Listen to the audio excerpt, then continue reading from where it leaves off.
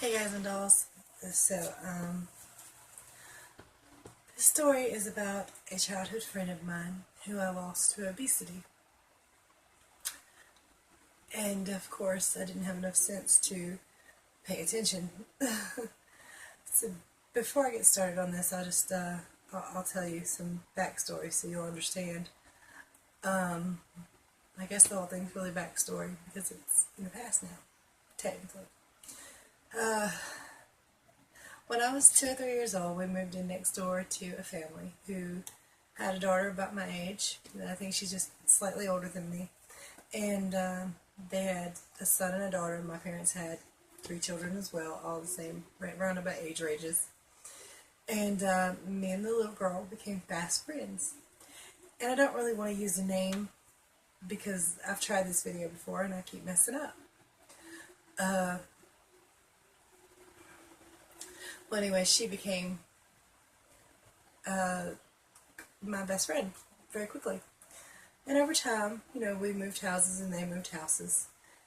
And we still were best friends. We were about 15 minutes apart at the time.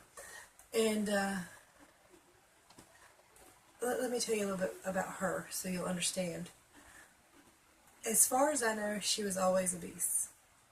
Even as a small child. She was just pudgy and fat, and that quickly led to childhood obesity.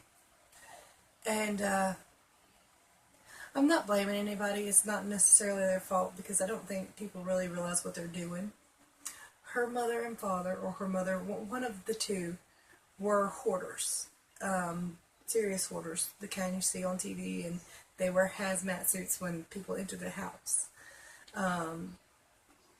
As there was pretty much no real fresh foods cooked, it was all fast food or food in boxes or cans, stuff that was easy open that you didn't really need clean dishes for.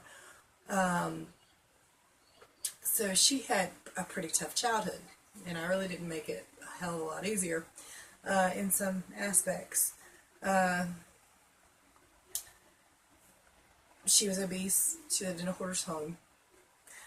Nice people, don't get me wrong, I'm not talking smack. Her mother and father were wonderful people, really wonderful people. Personality-wise, her mother, at the time, now this does not hold true in this day and age, but at the time, she was one of the largest women I had ever seen in my life.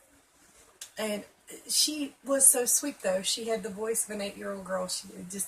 It tinkled. It was just a fairy voice. If you were on the phone with her, it legit sounded like a cheerful 8-year-old child. Except for when she was mad, then it was very shrill. But, her mother and my mother were best friends too, for her entire life until her mother passed away of diabetes and essentially obesity too. Well, about the time that my friend was 12 years old, she had had a stroke from being obese. And if you've seen Bell's palsy, you know what it looks like. The side of her face was down. Only with Bell's palsy, it'll bounce back eventually for most people. And hers just never did. So now she was a 12-year-old girl who was obese, living in a hoarder's home, who had had a stroke. And there was always kind of a lingering smell from the house. So she was teased, and she was very tough. I mean, she was tough. She acted like it didn't faze her, but it did. For most of us, we act very tough, and things still penetrate that thick hide. So, over time, though, we grew apart. My parents moved me about an hour and a half away, and they bought a house in Reedsville, North Carolina, which is right beside Greensboro, so that we could come visit every weekend. It looks silly. But we would go to Greensboro every single weekend. So I would still spend at least one day a week with her, usually a Saturday, because we would leave from Salisbury every Friday when I got off school, and we'd go to Greensboro and stay until Sunday night, because my brother and sister and my 6 nieces and nephews at the time lived there. And my parents didn't want to be far away from them. Well, Sunday night we'd come home, I'd go to school, my dad would go to work. I was just closer to his job, pretty much. And his main family.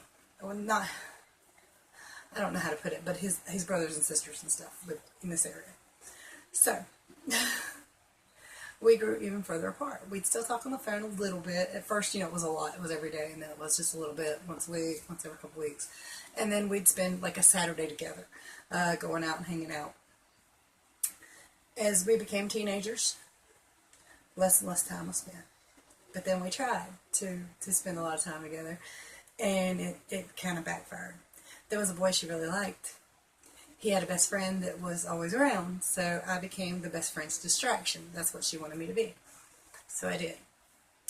Turned out it was a distraction for us both, because I fell head over heels in love with this boy. I was 16 though, you know how that is. He was my first love, pretty much. And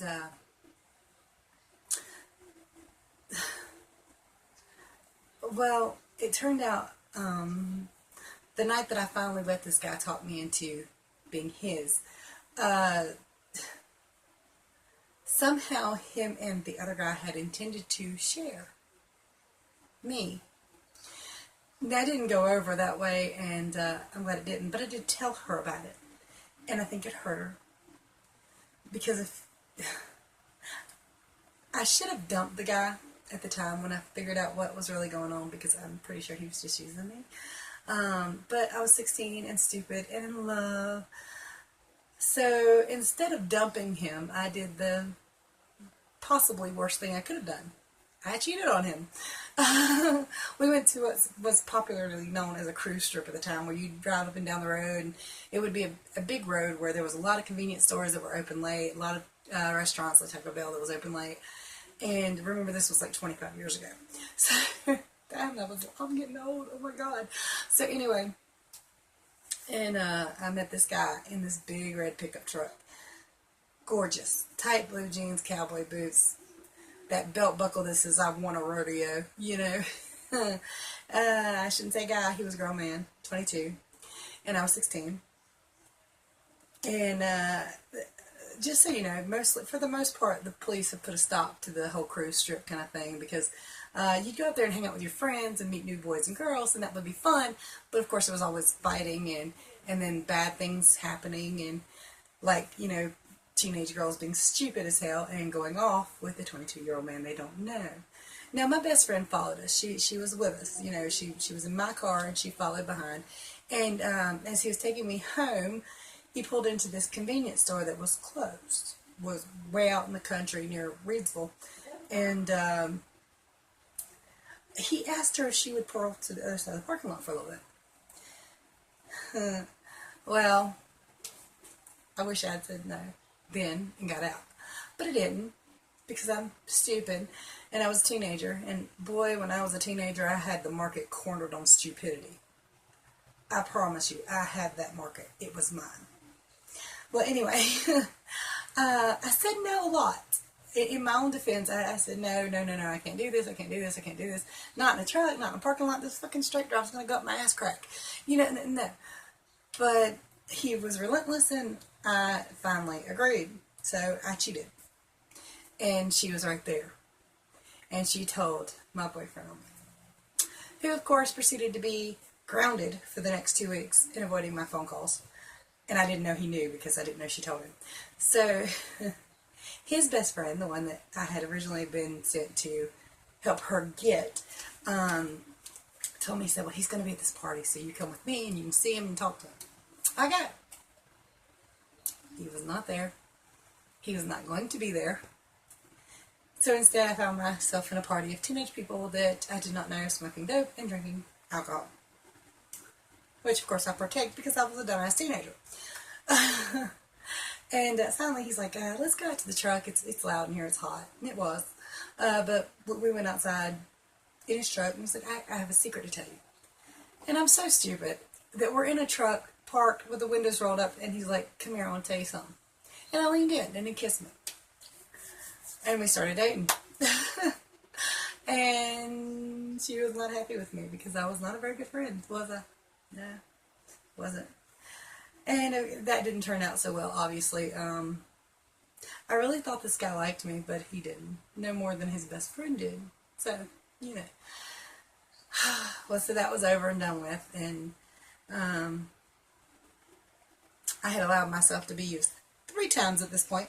3 times. And I was breaking her heart in doing so, at least 2 times. But I felt justified because I was a teenager and she had told my boyfriend on me and it's supposed to be bros before hoes, and but I was wrong. And you know I was wrong. And we know this as adults.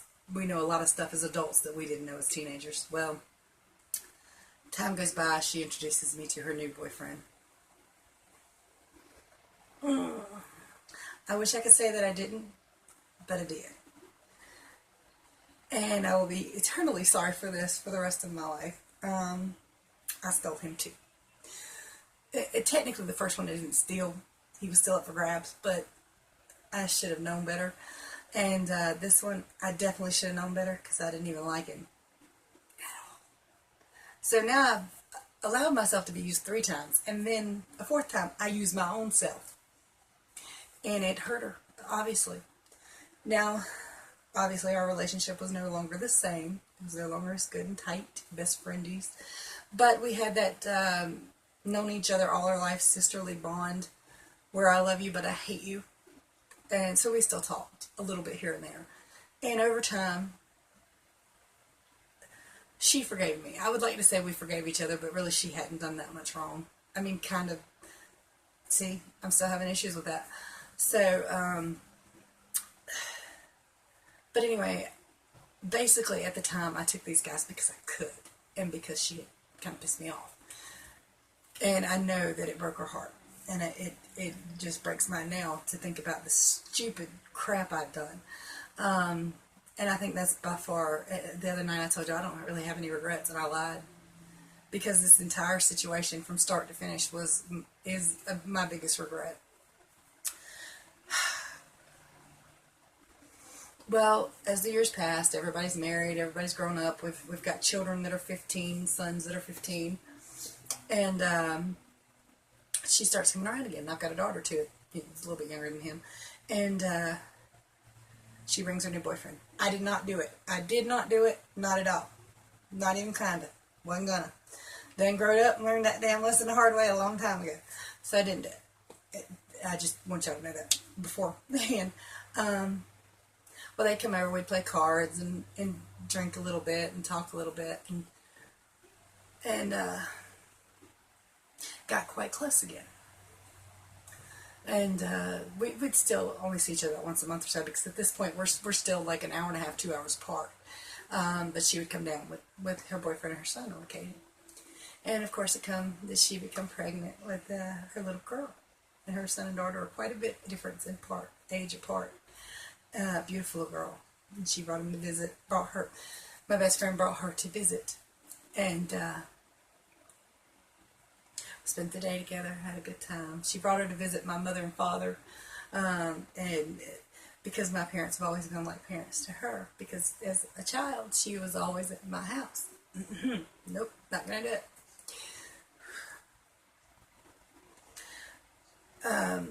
Not long after that, October of 2014. At this point, Debbie had grown to be about, I think she was about 5'9", and she was 37 years old, and she was 450 pounds. In October of 2014, she goes to the doctor because her legs hurting her, and she's just not feeling quite good. Well, that was the least of her worries. Her heart was failing from years and years of overuse. Nope, not gonna do it. Not gonna do it. Anyway, she calls my mother and father. She talks to them. And then she gets on the phone with me. And she told me she was so scared. And me, little queen of optimism, oh, you're fine, you're fine. It's a pacemaker. They put it in. You're under doctor's care. You're going to be just fine. Don't worry about it. You know. And I really sincerely meant this. I thought she was fine. Nope, stop it. I thought she was fine. So when the nurse came in the room and started, messing with her and says, you know what, can you get off the phone for a few minutes? I said, you know what, Debbie, I don't want to say names, but I said, you know what, I'll call you back later. It's no big deal. Let the nurse do her job. That's fine. And That was the last time I ever spoke to her. Now, she lived a little bit after that. I was going to call her back the next day, but she had been discharged. And I was like, well, if they discharged her, obviously she's just fine. And I shared a post for her where she started to GoFundMe to help her because she couldn't work anymore, or at that point. And she had 2 children and bills to pay, So I shared the GoFundMe page and all that. And we never spoke again. I found out, and my birthday will always give me a twinge of guilt for the rest of my life, because it wasn't on my birthday, but the night after, November 8th ends at midnight, and sometime before morning on November 9th, she passed away. And finding out on Facebook is a real bunch of... I know that people can't call everybody and tell them. I know that. I get it. And I do believe her brother called my parents too, but...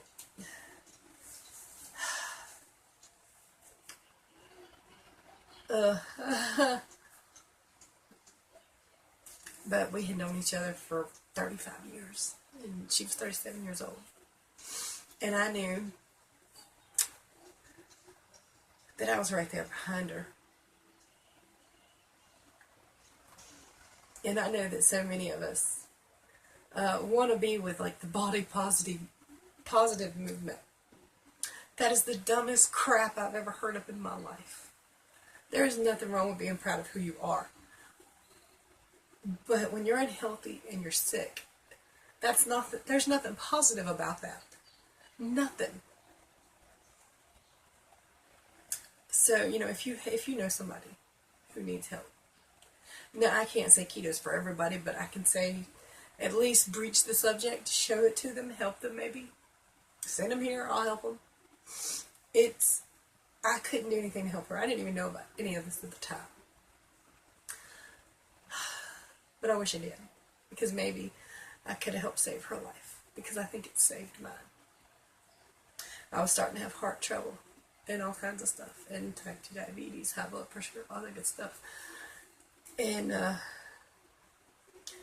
couldn't help her. So maybe some of these videos